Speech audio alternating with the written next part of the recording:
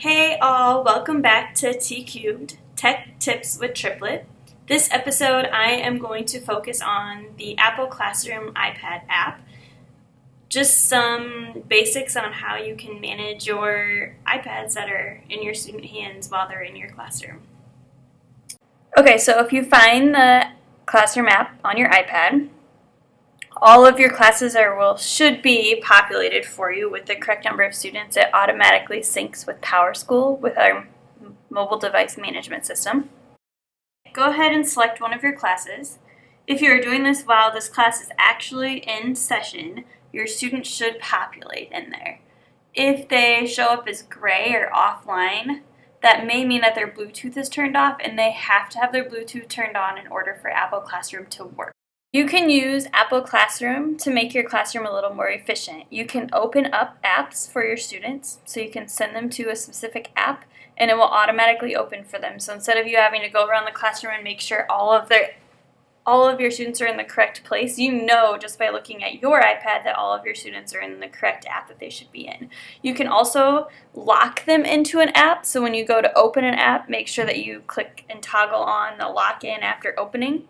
Make sure you do that before you click on the app you want to open them to, otherwise you don't get the chance to lock it and you'd have to try it again. So let's say you're giving a test on Schoology. Make sure you lock them into the Schoology app and then they will not be able to access any other apps or Safari or anything while they're in Schoology taking your test. Apple Classroom can help you with managing the iPads in your classroom. You can actually view the screens of each individual iPad. So if you click on screens, you can see each student's iPad and you can pull it up so it's large so you can see exactly what is on each individual student's iPad, which is great. You can also AirPlay that student's iPad, so if there's something you want to share from their iPad, you can AirPlay it as well to your Apple TV. You can also lock all of your iPads at once, so if you click on lock at the top, it will lock all of your iPads and students won't be able to use them at all. And then when you're ready for them to use them again, you can go ahead and click unlock, and then they're all ready to go. One last thing I wanted to show you is how to send your students to a specific link in Safari. You click on Navigate on the top, and then go to Safari, and then you'll just have to make sure you have a link that you want to send them to saved in your favorites in Safari ahead of time. And then it will navigate all of your students to that specific link, so you don't actually have to post the link for them somewhere. You can also send directly from Safari. So if you're in Safari or at the link you want to send, hit the Share button at the top there, the arrow with the box.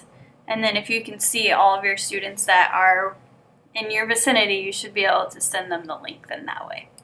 Okay, so there was a quick overview of Apple Classroom for you. Go ahead and try it out, explore it a little bit. Let me know if you have any questions. And tune in next time to T Cubed.